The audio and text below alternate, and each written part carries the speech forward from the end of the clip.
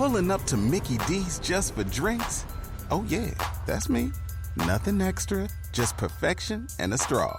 Coming in hot for the coldest cups on the block. Because there are drinks. Then there are drinks from McDonald's. Mix things up with any size lemonade or sweet tea for $1.49. Perfect with our classic fries. Price and participation may vary. Cannot be combined with any other offer. Ba-da-ba-ba-ba. 400 years ago, a trio of tiny kingdoms were perched on some damp islands off the coast of Europe. Within 3 short centuries, these islands would become the centre of an empire which ruled a quarter of the globe and on which the sun never set. I'm Samuel Hume, a historian of the British Empire, and my podcast Pax Britannica follows the people and events that built that empire into a global superpower. Learn the history of the British Empire by listening to Pax Britannica everywhere you find your podcasts, or go to pod.link/pax. Hi, this is Scott. If you're a fan of the ancient world, please help us get the word out. Like us on Facebook, follow us on Twitter, and rate the series on iTunes. Thanks again for listening.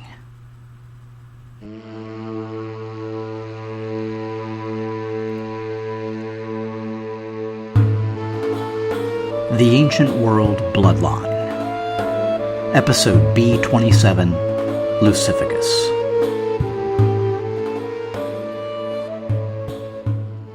Julius Bassianus likely arranged the meeting with great care. High Roman officials were something of a novelty in Emesa, and Bassianus may have also heard that this one demanded a strict formality, likely a sensitivity from his provincial origins. Regardless, Bassianus's royal lineage and role as High Priest made him Emesa's leading citizen, giving him a practiced hand at making Romans feel at home. Lucius Septimius Severus, commander of the 4th Scythian Legion, was an interesting figure. Small in stature but powerfully built, with dark skin and a restless energy, Severus had been assigned to his current post by Marcus Aurelius, only a short time before his death. Severus was one of many provincials whose family gained status during the reign of Antoninus Pius. Many had gone on to prove their worth in the Northern Wars, and been elevated to critical posts made vacant by the Antonine Plague. While Severus's father Gedad held no official position, his family produced consuls and a provincial governor, and Severus's brother, Publius Septimius Geta, was currently serving as a military tribune.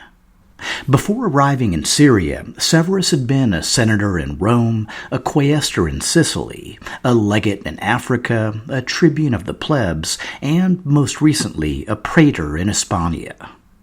From everything Bassianus had heard, Severus's tenure in Syria, serving under the current governor Publius Helvius Pertinax, had been largely uneventful. Bassianus may have also learned that, in addition to political ambitions, Severus had 2 main fixations.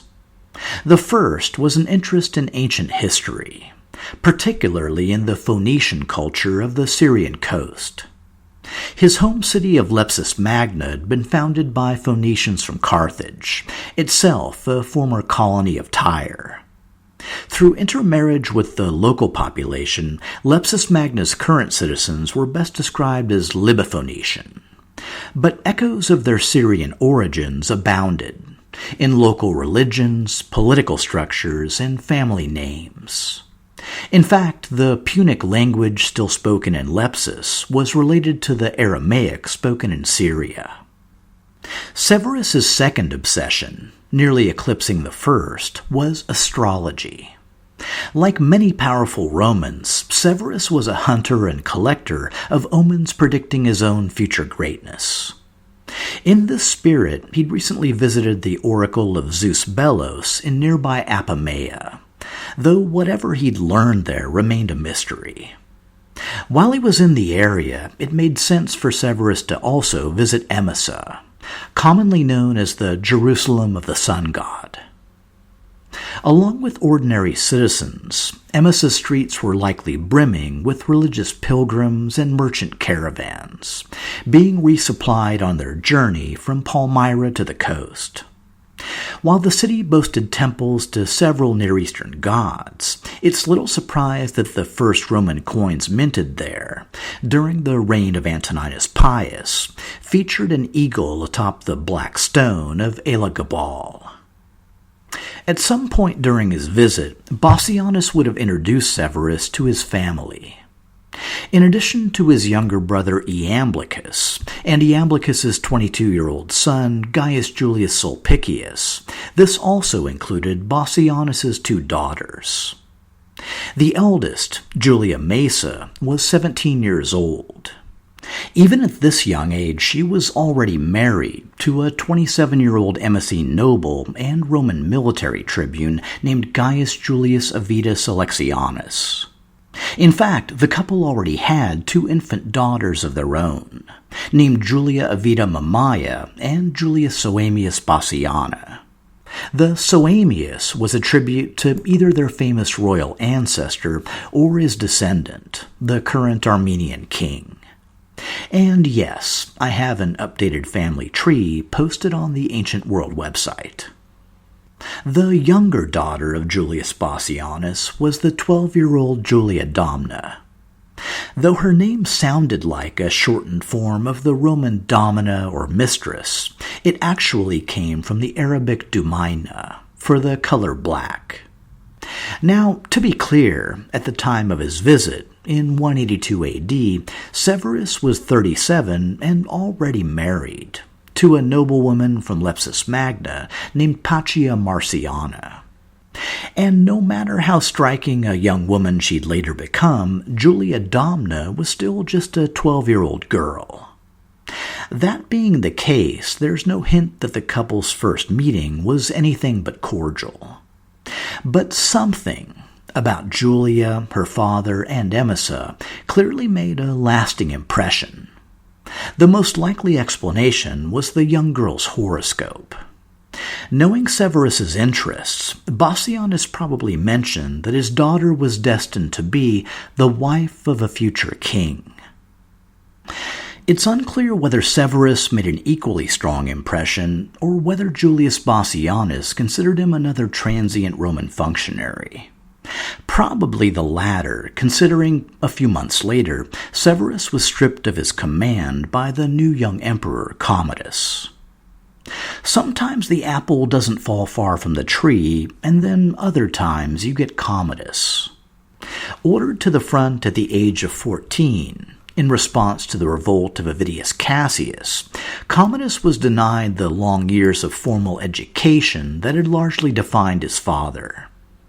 Historian Anthony Burley suggests that Marcus Aurelius, faced with nothing but continuous warfare, may have decided that he'd been overeducated and in the wrong fields for his role.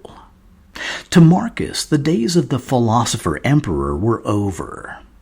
Commodus would instead become the warrior emperor Rome needed to defend its frontiers. Except, well, there's skill and then there's motivation. When Marcus died in 180 AD, Commodus was 19 years old. And despite the arguments of his father's old advisors that he should stay the course and remain on the Danube fighting Germans, Commodus favored an alternate strategy. Let's make peace with everyone so I can get back to Rome and take advantage of this whole unlimited power thing.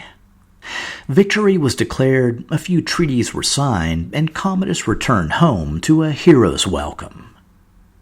Before long, the new emperor was exhibiting the worst traits of the Julio-Claudians: laziness, debauchery, and handing state power to ambitious favorites.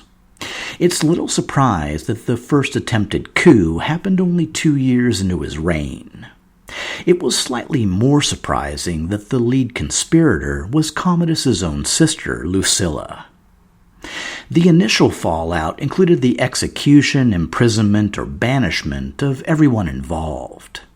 But soon Commodus also began targeting men of exceptional wealth, advanced education, or general high quality, on the basis that they had either the means or the inclination to challenge the new regime.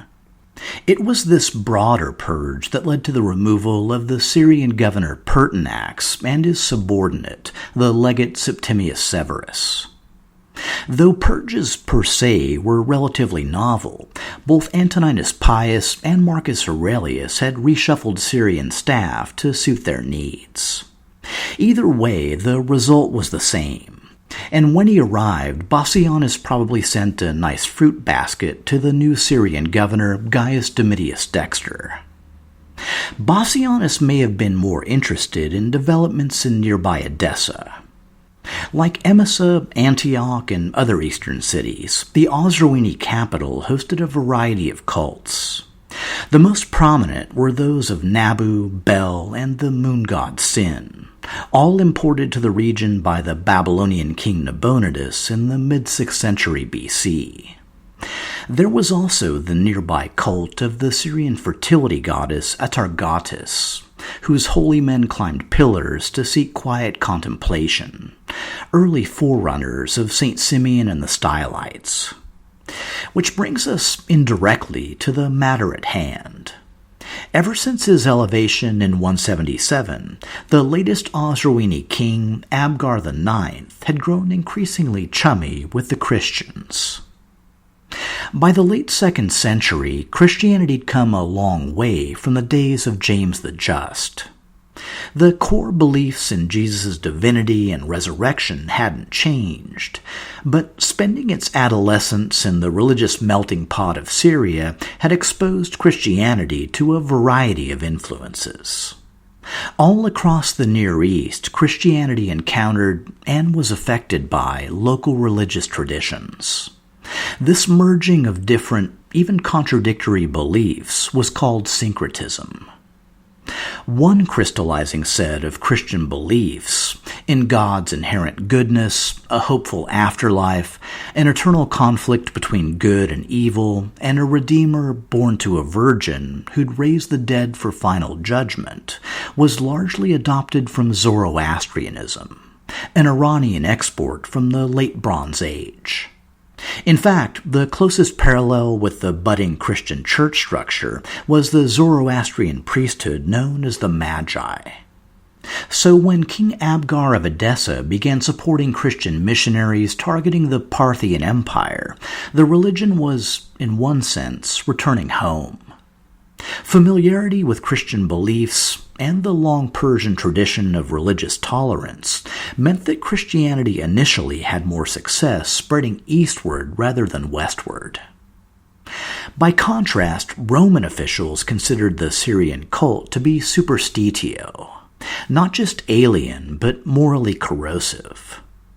One of the main issues was Christian renunciation of both family and country, pretty much the two main pillars of Roman society. But the typical charge leveled against Christians was, ironically, that they were atheists, since they didn't believe in or worship the official gods of Rome. In the West, this perception was combated, to some extent, by a new type of figure called a Christian apologist. Not apology as in, I'm sorry, but apology as in, let me explain. And those of you in relationships know just how well that approach usually works. One of the earliest Christian apologists was Justin Martyr, and you can probably read ahead a bit based on his name. Knowing his Greco-Roman audience, Justin constructed ethical and philosophical arguments defending Christian morality. In doing so, he asserted that Christian beliefs predated Jesus, allowing Justin to claim Socrates and Plato as unknowing Christians, which I have to admit is pretty creative. Unfortunately, not creative enough, and Justin was beheaded in Rome in the mid-160s. Another famous apologist was Athenagoras of Athens. When Marcus Aurelius and his young son Commodus were visiting Athens in 176, Athenagoras wrote a defense of Christianity tailor-made to the philosopher-emperor. It cited pagan poets and philosophers to refute the charges of immorality and atheism, and stressed Christian abhorrence of violence and murder. But it's doubtful his tract ever really got a hearing, since Marcus and Commodus were busy being initiated into the Eleusinian mysteries. Along with syncretism and apologism, 2nd century Christianity was characterized by two other factors. The first was an attempt to establish a right way of worship, or orthodoxy, based largely on the teachings of the apostles. But of course, you can't have right thinking without invoking its evil twin, and the 2nd century also saw the first Christian heresies. One of the earliest was preached by Marcion of Sinope, son of the Christian bishop of Pontus. Believing the Yahweh of the Old Testament was incompatible with the teachings of Jesus, Marcion proposed there were actually two gods: a universal God of compassion who'd fathered Jesus, and the jealous tribal God of the Jews who'd created the earth. Since Marcion was preaching this right after the Bar Kokhba revolt, it could be seen as an effort to distance Christianity from Judaism. But either way, in 144, he was ordered to Rome and excommunicated. Another more famous heresy was that of the Gnostics. Like Marcionism, Gnosticism proposed two gods, a remote supreme god and a world creator or demiurge. But Gnosticism went farther in claiming that the material world was the accidental creation of this evil lesser god, and could only be escaped through the pursuit of spiritual knowledge or gnosis. On the more exotic side was Montanism. Montanus was a former priest of Apollo in the Anatolian region of Mysia. After converting to Christianity, he became an ecstatic prophet, claiming to channel the Holy Ghost, and proclaim some local Phrygian towns to be the New Jerusalem. His female companions, Prisca and Maximilla, claimed similar powers, and encouraged their followers to fast, pray, and live an ascetic life, so that they in turn could receive their own revelations. After a failed attempt to exorcise evil spirits from the trio, the Proto-Orthodox Church settled for excommunication. Basically, the passionate public displays of the Montanists were embarrassing the other Christians, who were trying to appear respectable to Roman eyes. Despite this fact, several prominent early Christians, including the Latin father Tertullian, defended the group and believed their prophecies were genuine. It's an interesting period in the growth of Christianity, because you can watch the early Christians taking Jewish tradition, their own beliefs, and Eastern beliefs that seemed harmonious with Christianity, then trying to wrestle all these aspects into one consistent body of faith. It's no surprise that some attempts went far outside the bounds of proto-orthodoxy. On the other hand, when it came right down to it, the 2nd century church had minimal tools for dealing with heresies. The most it could do was excommunicate heretics and publicly condemn their beliefs. That being the case, it's little surprise that most early heresies spread far and wide, and many endured for centuries. For Julius Bassianus, the growth of Christianity, orthodox or heretical, was worth keeping an eye on. On the one hand, it was clearly syncretic, even with his own beloved sun god, since most early Christian churches were built facing the rising sun. On the other hand, Christianity was associated with the lower classes, and often condemned other religions.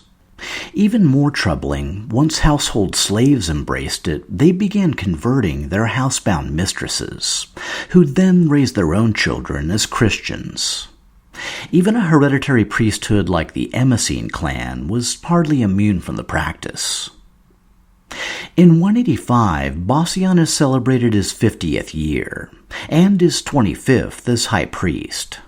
But it was the following year that brought unexpected family news. The first piece was the death of King Sohaemus of Armenia. Bassianus' uncle had held the throne, on and off, for over 40 years, and for a moment his son Julius Alexander might have even dreamed of succeeding him. But then came the wake-up call.